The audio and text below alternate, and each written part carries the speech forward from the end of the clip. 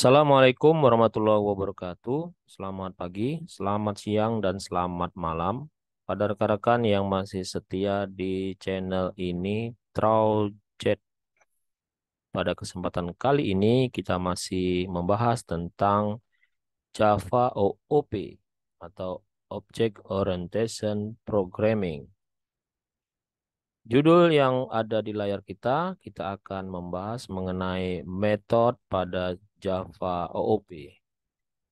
Metode istilahnya dia adalah sebuah fungsi yang bisa kita jalankan oleh objek yang kita create, kemudian objek tersebut nantinya akan memilih metode-metode yang sebelumnya sudah kita buat, kemudian akan kita jalankan sesuai dengan keinginan kita. Seperti yang kita lihat di sini, kita bahas yang pertama adalah metode yang jenisnya adalah void. Di mana void method adalah metode atau fungsi yang tidak memerlukan nilai balik. Nah, tandanya adalah di awal dia menggunakan kata void. Kemudian metode void sendiri itu ada dua jenisnya, rekan-rekan ya. Yang pertama adalah metode void yang menggunakan argumen. Nomor satu.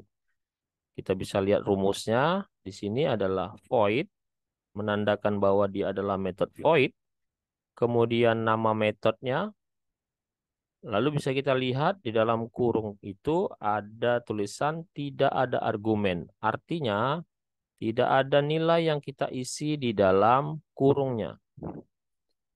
Kemudian jenis yang kedua yaitu method void yang menggunakan argumen atau nilai yang nantinya akan kita input. Nah, bisa kita lihat di sini rumusnya adalah diawali dengan kata void, kemudian nama metode.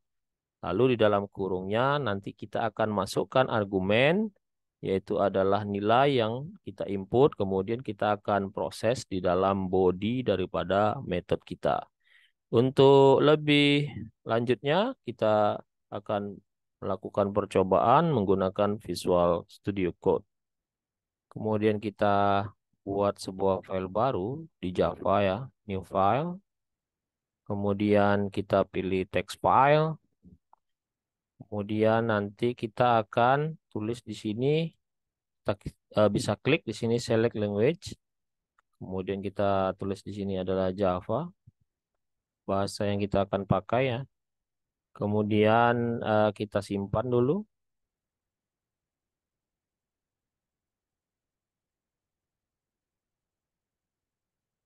Kita berikan nama, misalkan namanya saya buat di sini adalah test method. Kemudian save.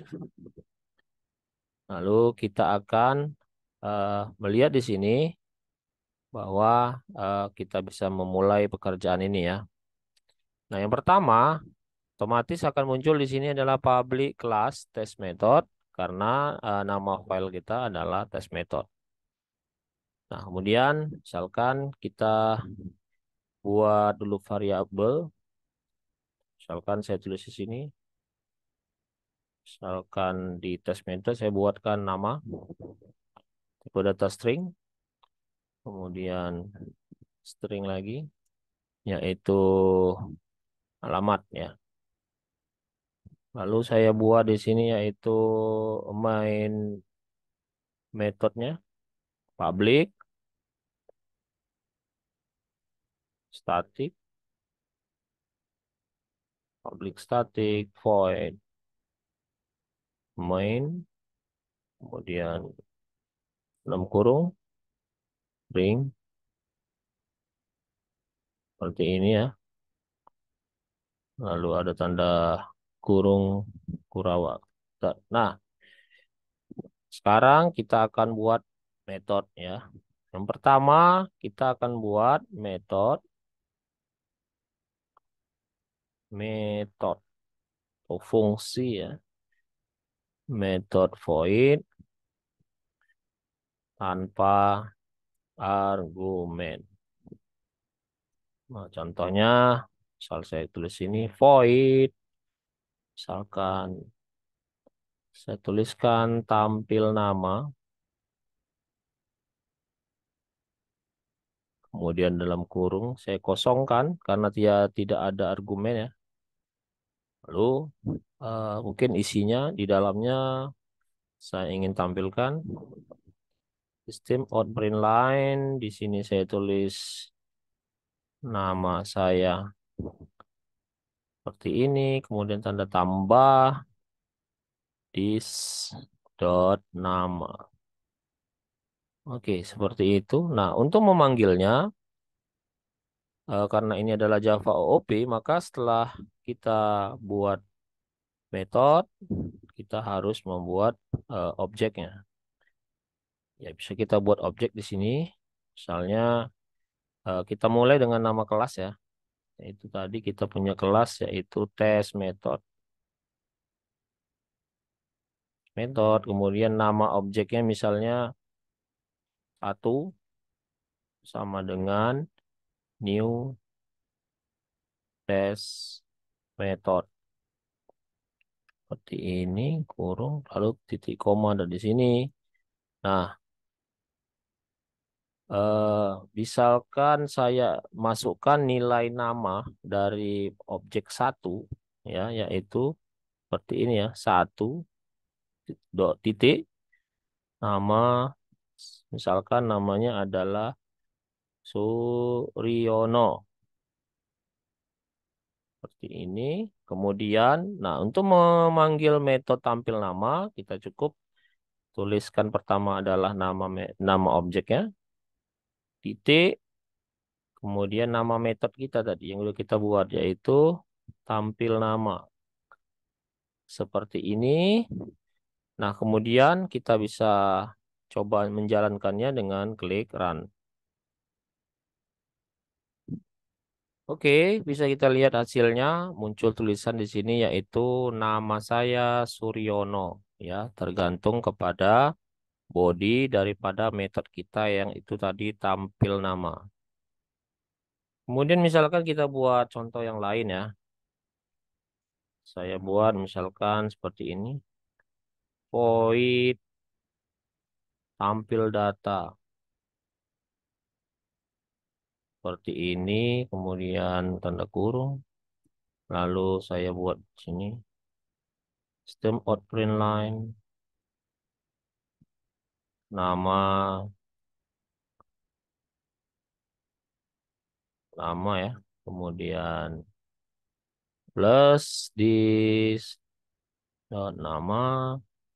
Kemudian kita mungkin panggil satu lagi yaitu alamat. Alamat titik dua, kemudian tambah di titik alamat. Oke, this dot alamat. Nah, maaf sebentar, ini kita berikan tanda kutip dulu di sini. Kemudian ini kita hapus.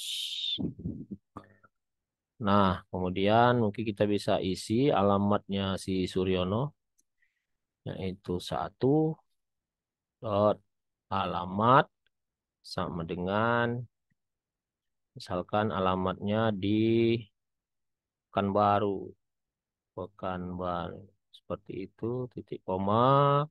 Kemudian misalkan ini saya panggil sekarang bukan tampil nama lagi, tetapi misalkan saya ganti menjadi tampil data. Oh maaf, ini saya kasih spasi ya. Kita perbaiki, tampil data. Nah ini kalau misalkan kita tetap jalankan, maka metode tampil data akan dipanggil. Kita lihat hasilnya. Oke, bisa kita lihat di sini hasilnya keluar ya. Nama Suryono, alamat Pekanbaru. Mungkin tambah satu lagi. Tambah satu lagi metode yang ingin saya contohkan ya. Metode void tanpa argumen ini.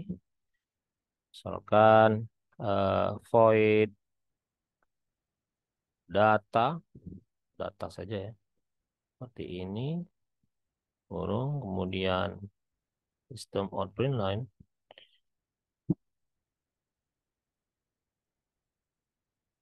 nama plus this, oh sorry, saya tulis seperti ini aja ya, this dot nama, kemudian tanda tambah, tinggal di, oke, kemudian di sini ada tanda, saya kasih spasi ya, biar lebih bagus tampilannya. Kemudian tanda tambah this dot alamat. Alamat seperti itu. Kemudian ini coba saya panggil. Yang saya panggil sekarang adalah metode namanya data. Saya run.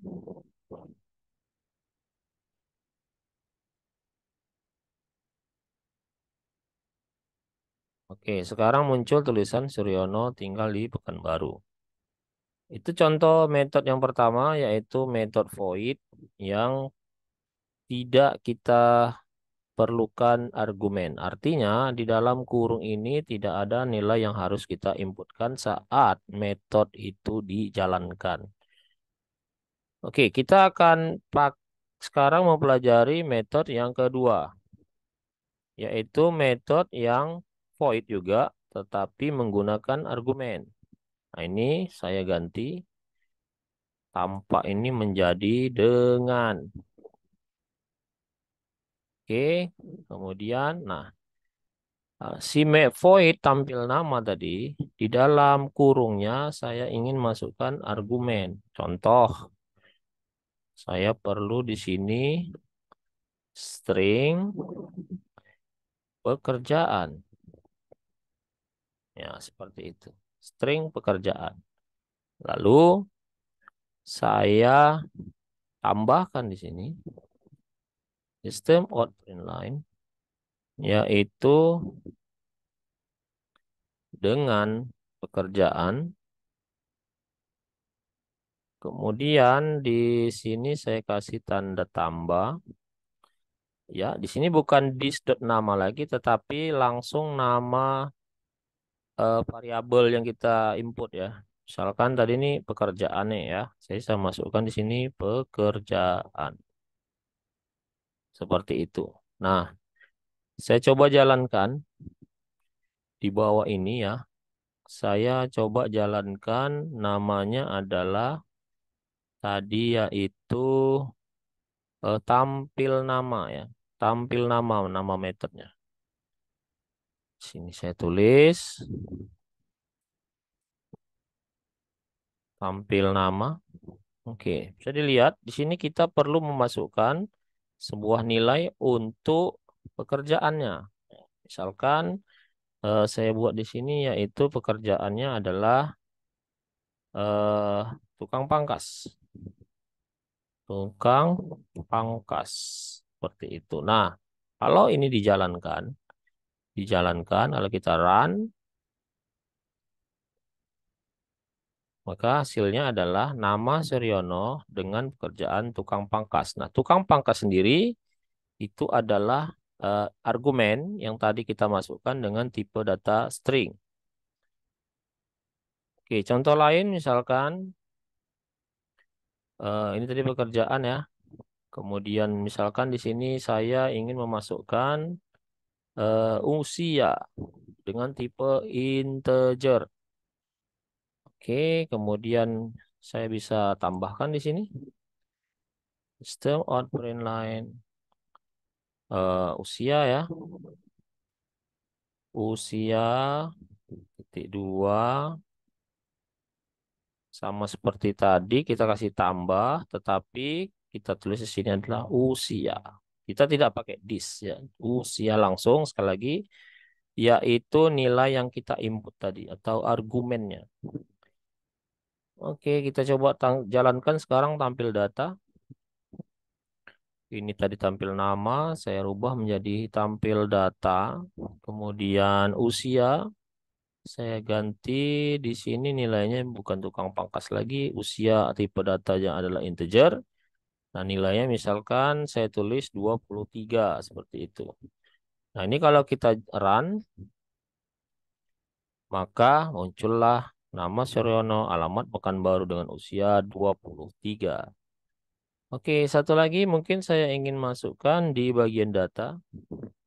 Sekarang bisa kan satu lagi ya untuk data.